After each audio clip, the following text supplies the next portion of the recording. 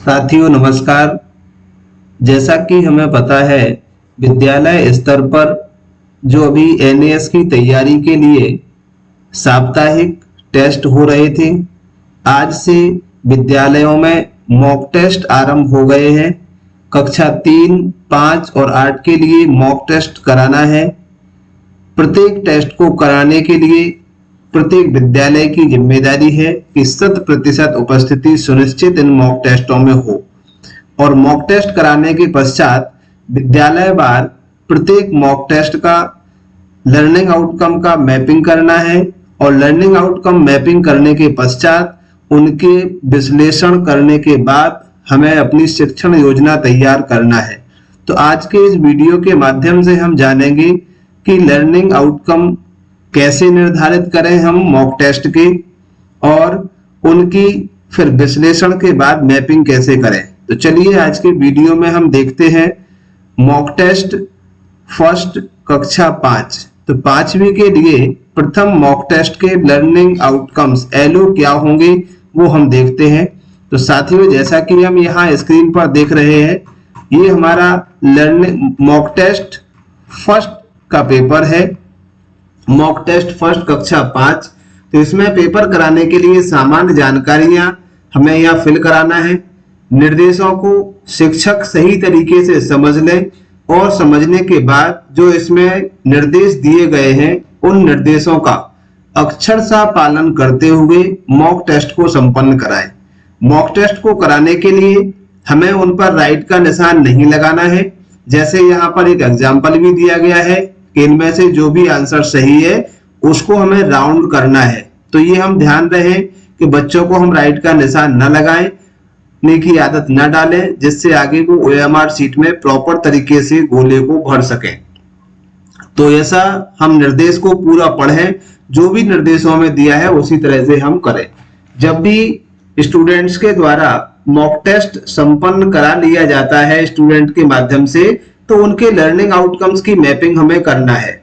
Learning outcome खोजने के लिए या प्रत्येक प्रश्न का लर्निंग आउटकम निर्धारित करने के लिए हम जो हमें अभ्यास प्रश्न बैंक प्राप्त हुई है उनका सहयोग ले सकते हैं। उनकी सहायता से हम लर्निंग आउटकम चूज कर सकते हैं।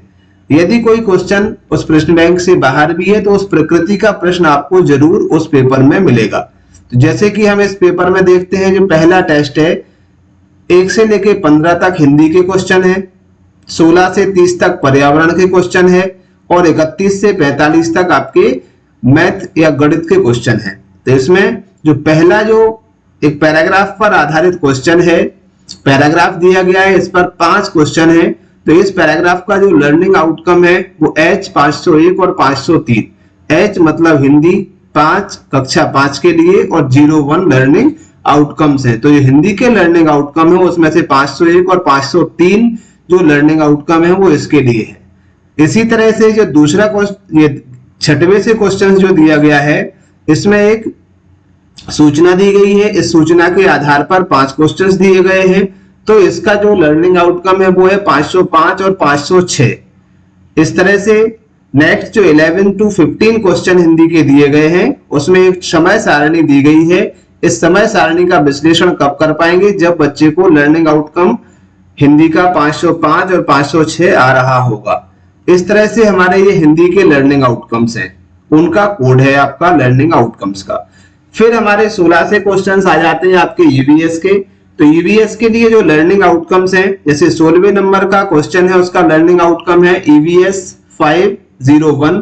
ईवीएस सब्जेक्ट मतलब ये पहले सब्जेक्ट का नाम है और ये 501 इसका लर्निंग आउटकम का कोड है। लर्निंग आउटकम हमारी जो अभ्यास प्रश्न बैंक है उसके लास्ट पृष्ठ पर दिए गए हैं। वहां से हम लर्निंग आउट को देख सकते हैं किस विषय का कौन सा लर्निंग आउटकम है, और इसका एक वीडियो हमारे इस चैनल में भी अपलोडेड है। तो यहां से हम 16वें क्वेश्चन का, ये 17वें क्वेश्चन का लर्निंग आउटकम से कोड है, ये 18वें का है, 19 का है। तो इस तरह से आपको प्रत्येक क्वेश्चंस का लर्निंग आउटकम्स का नंबर यहां से मिल जाएगा। तो इस लर्निंग आउटकम्स के नंबर के बाद हमें देखना है, जब हम ये ईवीएस का लर्निंग आउटकम्स का कोड पूरा मैप कर लेते हैं तो हम फिर आगे मैथ का देखेंगे। तो इसी तरह से मैथ के लिए M से लिखा होगा, जो मैथ की आपकी प्रश्न बैंक है वहां पर 501 इस 31वें क्वेश्चन का लर्निंग आउटकम्स का कोड है। इसी टाइप से 32 का 501। तो ये प्रत्येक लर्निंग आउटकम्स का कोड मैंने यहाँ पर कोशिश की है इसको मैप करने की।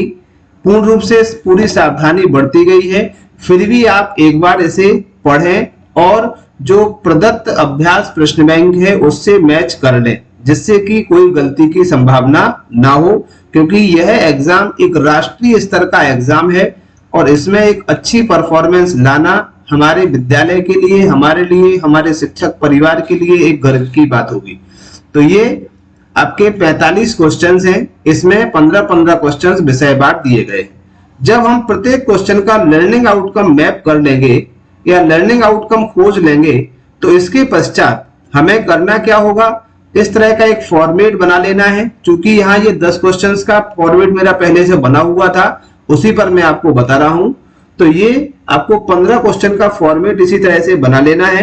बनाने के बाद जितने भी आपके विद्यालय में छात्र हैं उन सभी का प्रत्येक कक्षा का यहाँ इस तरह से नाम लिख लेंगे, छात्र का नाम और उसके पिता का नाम। फिर प्रश्न क्रमांक 1, कितने बच्चों ने सही किया, तो सही पर निशान लगाएं। जैसे क्वेश्चन नंबर 1 पहला बच्चा लिखा है यहाँ पर नाम उसका, तो पहला क्वेश्चन सही किया तो यहाँ निशान लगाएं। दूसरा क्वेश्चन सही किया तो इसमें सही, गलत और छोड़ दिया। इस तरह से हम पूरे फॉर्मेट को फिल कर लेंगे जो हमने एग्जाम कराया है उसके द्वारा। जब हम पूरे फॉर्मेट को फिल कर लें तो इनकी काउंटिंग करेंगे।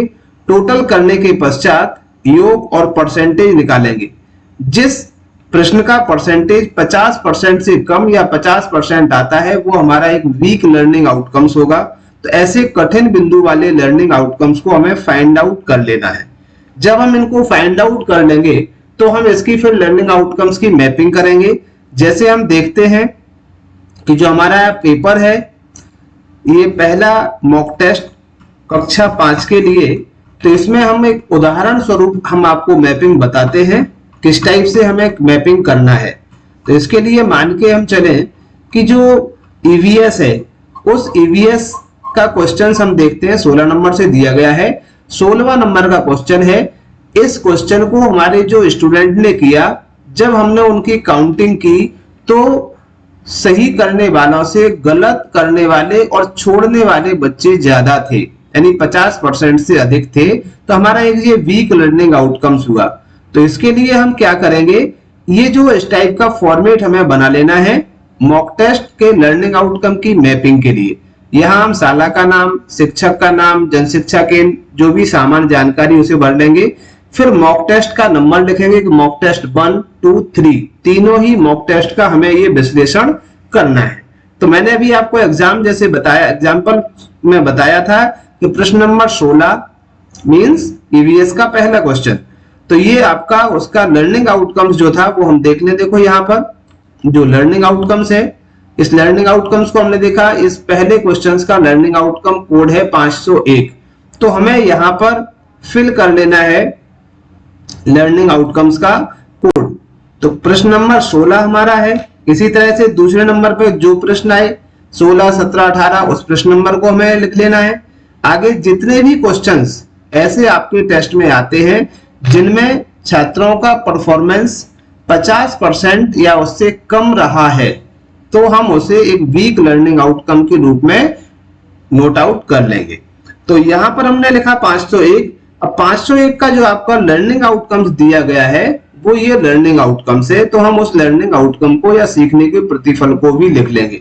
इसके पश्चात जब हम देखते हैं कि ये लर्निंग आउटकम हमारा निकल के आया, तो इसके लिए हमारी शिक्षण रणनीति क्या होगी, उस शिक्षण रणनीति को भी हमें यहाँ पर लिख लेना है कि आपकी आगे की शैक्षणिक रणनीति क्या होगी इस लर्निंग आउटकम्स को पूरा करने के लिए। तो इस तरह से हमें लर्निंग आउटकम्स को पूरा कर लेना है। साथियों, ये थी कक्षा 5 के मॉक टेस्ट फर्स्ट के लर्निंग आउटकम्स की मैपिंग से संबंधित एक महत्वपूर्ण जानकारी। आगे भी कक्षा 3 और कक्षा 8 के मॉक टेस्ट के लर्निंग आउटकम या एलओ कोड के लिए हमारे चैनल से जुड़े रहें। चैनल का नाम सामने जैसे दिख रहा है, तो यहाँ आप इससे जुड़ सकते हैं, या चैनल पर जुड़ने के लिए चैनल को सब्सक्राइब करें, लाइक करें और शेयर करें, जानकारी अच्छी लगी हो तो कमेंट बॉक्स में अपने कमेंट हमें जरूर दें। Thank you.